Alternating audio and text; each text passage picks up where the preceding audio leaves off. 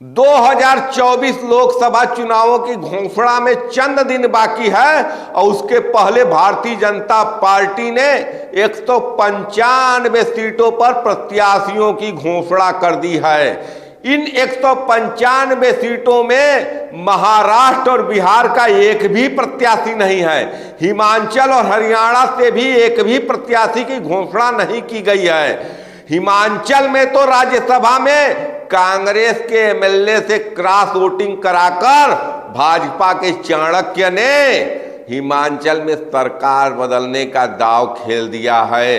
हरियाणा में दुष्यंत चौटाला की पार्टी से भाजपा लोकसभा चुनाव में गठबंधन नहीं करेगी। वहां पहलवान आंदोलन, वहां किसान आंदोलन का जोर है, इस वजह से मंथन का दौर जारी है।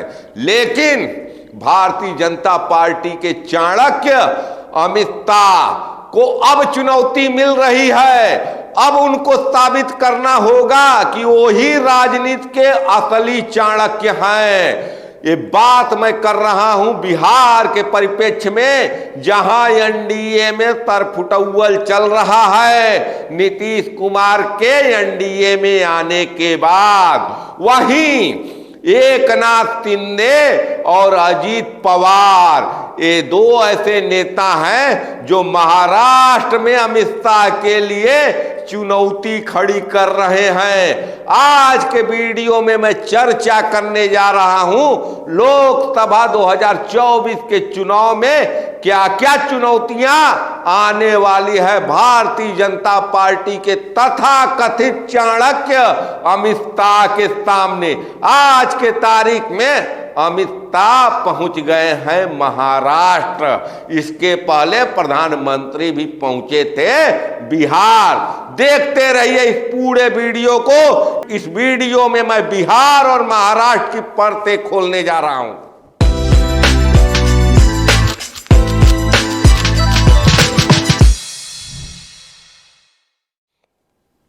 नमस्कार, मैं पंकज कुमार सिंह और आप देख रहे हैं खबरों के खिलाड़ी। अमित शाह, जिनके बारे में कहा जाता है कि वो आधुनिक राजनीति के चाणक्य हैं। राज्यों में सत्ता गिराने और सत्ता बनाने में उनको महारत हासिल है। प्रधानमंत्री नरेंद्र मोदी 2024 के चुनाव में अब की बार एनडीए 400 के पार के नारे के साथ उतर रहे हैं और चेहरा एनडीए का सिर्फ एक है, नरेंद्र मोदी। तो अब चुनौती है नरेंद्र मोदी के चाणक्य अमित शाह के सामने कि किसी भी हाल में अब की बार 400 के पार का नारा बेकार नहीं जाना चाहिए, जुमला नहीं होना चाहिए। ये चुनौती उनको मिल रही है। अमित शाह के सामने राज्यों की सरकार और बनाने और गिराने की चुनौती नहीं है, ये चुनौती है 48 एनडीए के घटक दलों को एक साथ लेकर। बेशक भारतीय जनता पार्टी कह रही है अब की बार भारतीय जनता पार्टी 370 के पार और एनडीए 400 के पार। तो 370 और 400 के बीच में जो आंकड़ा है वो 30 सीटों का है। जिस एनडीए में 48 घटक दल शामिल हैं उसमें भारतीय जनता पार्टी अपने घटक दलों को एक सीट के रेशियो से भी नहीं जोड़ रही है। 48 घटक दलों को मात्र 30 सीटों पर समेट कर रख दिया गया है। लेकिन राजनीति में जितने भी क्षेत्रीय छत्रप हैं सबकी अपनी महत्वाकांक्षाएं हैं और बिहार में कहीं न कहीं चिराग पासवान की महत्वाकांक्षा और चिराग पासवान की नीतीश कुमार से अनबन एनडीए के लिए चुनौती बनने जा रही है। प्रधानमंत्री अभी गए थे बिहार और अगले कुछ दिन में फिर जाएंगे बिहार। तो चुनौती चाणक्य के लिए है बिहार और चुनौती हो गई है महाराष्ट्र। उस महाराष्ट्र में जहां अपने पूर्व सीएम को भारतीय जनता पार्टी ने डिप्टी सीएम बना दिया। जिस एकनाथ शिंदे को महाराष्ट्र में भी खुलकर लोग नहीं जानते थे, उस एकनाथ शिंदे को महाराष्ट्र का सीएम बना दिया। अब महाराष्ट्र के सीएम एकनाथ शिंदे की महत्वाकांक्षाएं बलवती हैं। महत्वाकांक्षाएं अजीत पवार की भी बढ़ गई है। आखिर बढ़े क्यों ना?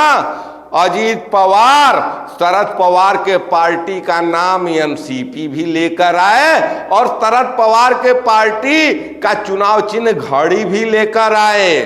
उनकी तो अपनी इच्छाएं रहेंगी ही।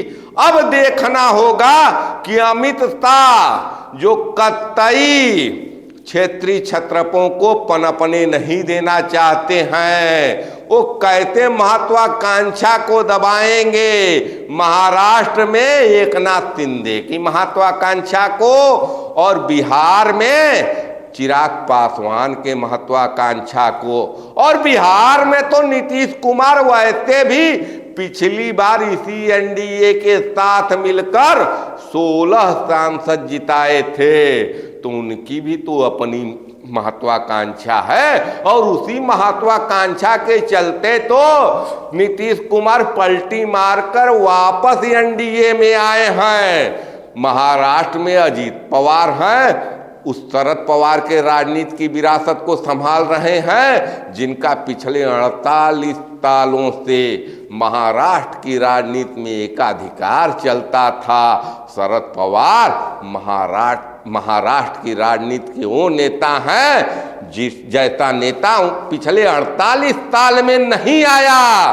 भले ही बाला साहब ठाकरे का उदय हो गया, भले ही उद्धव साहब ठाकरे का दौर चला, भले ही आज के तारीख में नितिन गडकरी का दौर चल रहा है, देवेंद्र फडणवीस का दौर चल रहा है, मनोहर जोशी का दौर चला था, गोपीनाथ मुंडे का दौर चला था, लेकिन मराठा क्षत्रप शरद पवार का एक अलग वजूद हमेशा से ही महाराष्ट्र में रहा।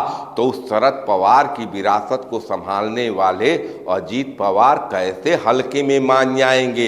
ये जो रेशियो है 30 सीटों का, इस 30 सीटों के खाके में कहाँ नीतीश कुमार एडजस्ट होंगे, कहाँ एडजस्ट होंगे अजीत पवार, कहाँ एडजस्ट होंगे एकनाथ शिंदे, कहाँ एडजस्ट होंगे चिराग पासवान।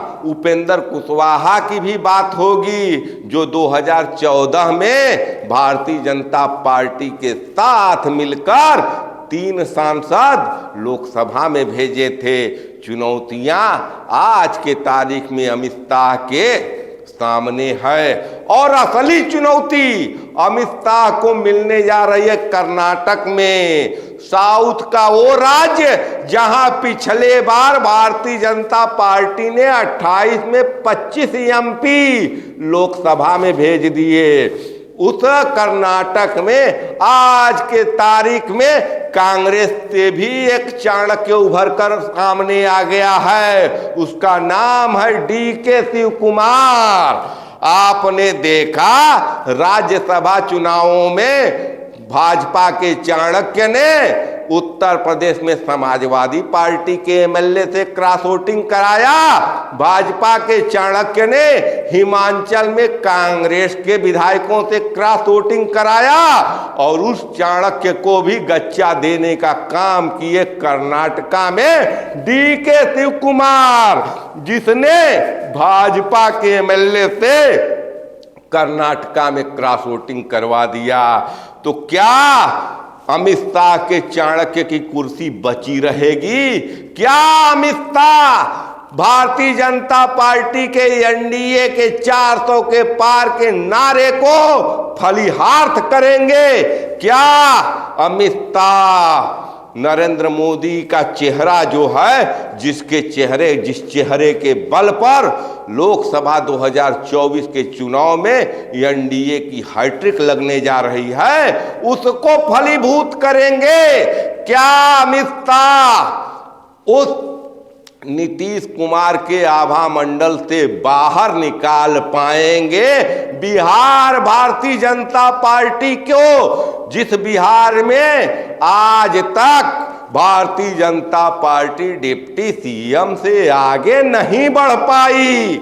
जिस ढंग से राज्यों में अपने ही नेताओं के वजूद को, पंख को कतर कर नरेंद्र मोदी का चेहरा कटआउट बढ़ाए हैं अमित शाह, उसको 2024 में बरकरार रखेंगे। इन सब बातों पर इस समय सियासत में चर्चा बहुत जोर है। पहली बार तो ऐसा हुआ कि नरेंद्र मोदी की सरकार भी घबराहट में है, अमित शाह भी घबराहट में है। अभी तक टीवी पर ब्रेकिंग न्यूज चल रहा था कि इंडिया गठबंधन में टूट हो गई, लेकिन अब चलने लगा कि एनडीए में बड़ी टूट हो सकती है, बिहार में हो सकती है, महाराष्ट्र में हो सकती है, मांगे तो उत्तर प्रदेश में भी है। ओम प्रकाश राजभर को भी गाजीपुर चाहिए, संजय निषाद भी 2 सीट मांग रहे हैं। इन सब पर सियासतदारों की नज़र है, सारे राजनीतिक विश्लेषक नज़र बनाकर रखे हुए हैं, हम भी नज़र बनाकर रख रहे हैं इस खबर पर, और आप भी नज़र बनाकर रखिए कि महाराष्ट्र और बिहार में क्या अगले कुछ दिन में खेला होने वाला है। देखते रहिए खबरों के खिलाड़ी। जय हिंद, जय भारत, नमस्कार।